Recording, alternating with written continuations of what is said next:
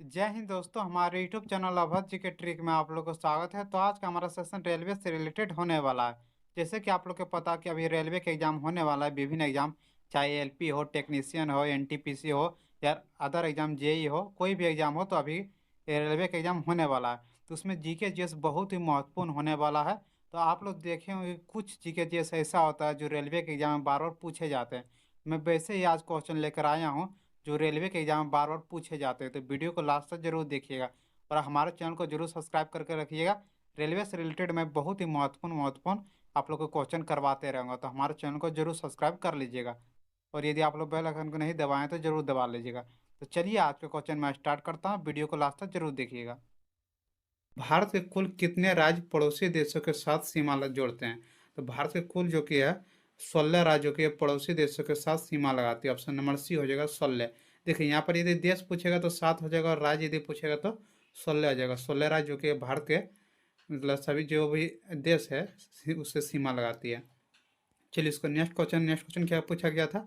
भारत किस पड़ोसी देशों के साथ सबसे अधिक सीमा लगाती है? तो भारत जो कि सबसे अधिक सीमा जो कि बांग्लादेश के साथ लगाता है। ऑप्शन नंबर ए हो जाएगा बांग्लादेश। याद रखिएगा, ये भी क्वेश्चन एग्जाम में पूछा गया था।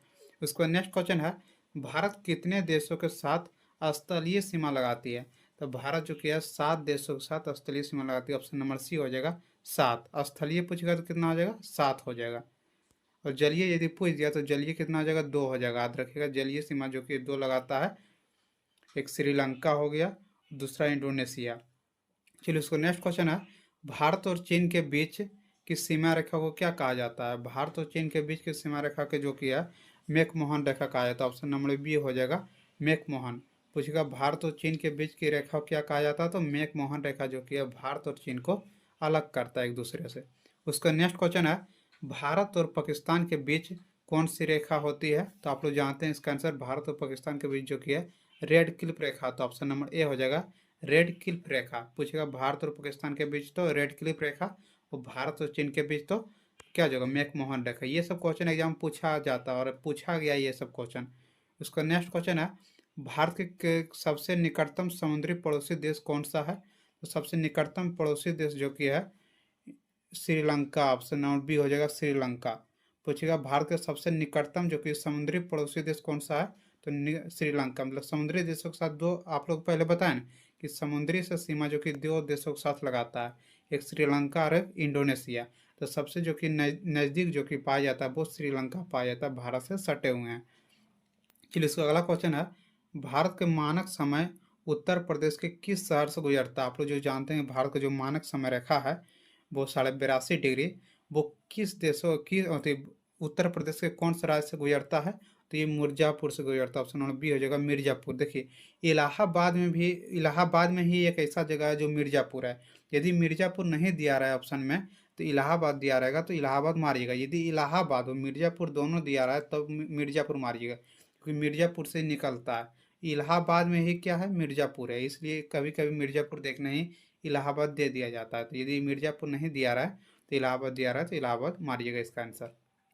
चलिए इसको नेक्स्ट क्वेश्चन है, सबसे अधिक राज्यों के साथ कौन सा राज्य सीमा लगाता है?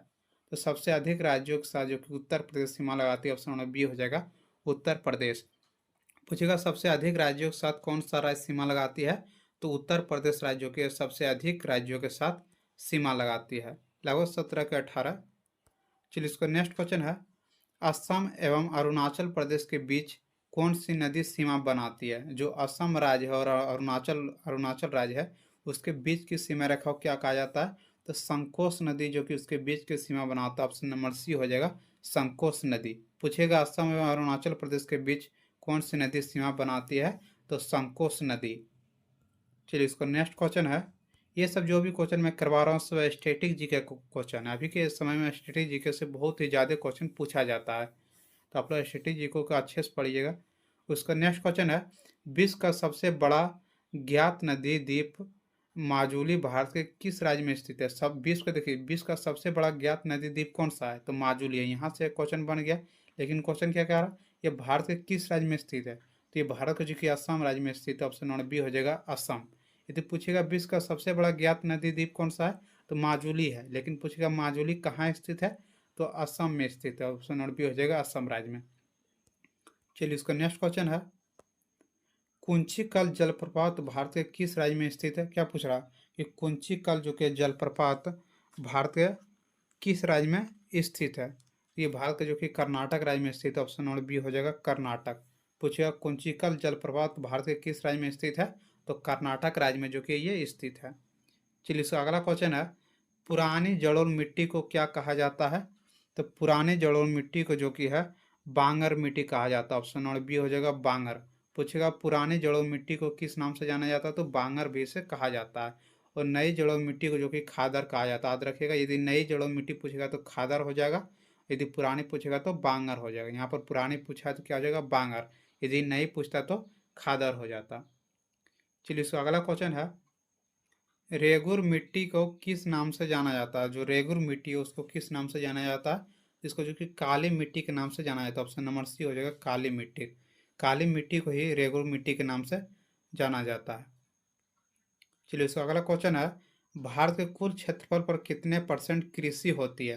जो भारत का जो कुल क्षेत्रफल है आप लोग जानते हैं 32,87,263 वर्ग किलोमीटर है, उसमें कितने पर जो कि है खेती होता है? तो 51% पर। ऑप्शन नंबर बी हो जाएगा 51%। कितना है? 32,87,263 वर्ग किलोमीटर क्षेत्रफल है, तो उसका आधा कर लीजिए, आधा से 1% जुड़ा दीजिए, मतलब एक 16 लाख कुछ होगा, मतलब 17 लाख के लमसम में जो कि है भारत के किस क्षेत्र पर क्या किया जाता है? कृषि किया जाता है। चलिए इसका नेक्स्ट क्वेश्चन है, भारत में हरित क्रांति का जनक किसे माना जाता है? देखिए बहुत ही इंपॉर्टेंट क्वेश्चन, ये क्वेश्चन हर एक एग्जाम पूछा गया, जितना भी अभी तक एग्जाम हुआ है सभी एग्जाम में ये क्वेश्चन पूछा गया कि भारत में हरित क्रांति का जनक किसे माना जाता है? तो M S Swaminathan. Option number B हो जाएगा एम एस स्वामीनाथन। उसका नेक्स्ट क्वेश्चन है, भारत में श्वेत क्रांति का जनक किसे माना जाता है? तो श्वेत क्रांति का जनक जो कि है डॉक्टर बी कुरियन। देखिए ये दोनों क्वेश्चन में हमेशा कन्फ्यूजन रहता है कि हरित क्रांति का जनक कौन है? M S Swaminathan. और श्वेत क्रांति का जनक कौन है? तो डॉक्टर बी कुरियन। याद रखिए, इसको अच्छे से याद कर लीजिएगा क्योंकि हमेशा कन्फ्यूजन होता है। चलिए इसको नेक्स्ट क्वेश्चन है, विश्व में तंबाकू का सबसे बड़ा उत्पादक देश कौन है? तो विश्व में सबसे बड़ा तंबाकू का उत्पादक देश जो कि है चीन है। ऑप्शन नंबर बी हो जाएगा चीन। याद रखिएगा बहुत ही इंपॉर्टेंट क्वेश्चन है, बहुत बार ये क्वेश्चन एग्जाम पूछा गया कि विश्व में तंबाकू का सबसे बड़ा उत्पादक देश कौन सा है? तो चीन है। दूसरे स्थान पर भारत है। यदि देखिए दूसरे स्थान पर पूछेगा तो भारत हो जाएगा, पहले स्थान पर चीन है, इसको भी याद रखिएगा भारत को। भारत का स्थान पर है तंबाकू उत्पादन में, तो दूसरे स्थान पर है। चलिए उसका नेक्स्ट क्वेश्चन है, फलों एवं सब्जियों के उत्पादन में भारत विश्व में किस स्थान पर है? तो फलों एवं सब्जियों में जो कि दूसरे स्थान पर। ऑप्शन नंबर बी हो जाएगा दूसरा स्थान पर। दूसरा स्थान पर जो कि सबसे अधिक फल और सब्जी कहाँ उत्पादन होता है? तो भारत में होता है। और सबसे सबसे अधिक यदि पहले स्थान पर बोलेगा तो चीन हो जाएगा। चीन जो कि है तंबाकू के उत्पादन में भी और सब्जियों के उत्पादन में भी जो कि है पहले स्थान पर है। चलिए उसका नेक्स्ट क्वेश्चन है, द्वितीय पंचवर्षीय योजना में किस पर अधिक बल दिया गया था? जो द्वितीय पंचवर्षीय योजना हुआ था उस पर जो कि किस पर अधिक बल दिया गया था? तो ये जो कि कृषि पर अधिक उद्योग पर अधिक ज्ञान अधिक बल दिया गया था। ऑप्शन नंबर बी हो जाएगा उद्योग। पूछेगा द्वितीय पंचवर्षीय योजना में किस पर अधिक बल दिया गया था? तो उद्योग पर जो कि सबसे अधिक बल दिया गया था द्वितीय पंचवर्षीय योजना में। तो ये सब क्वेश्चन था जो भी इंपॉर्टेंट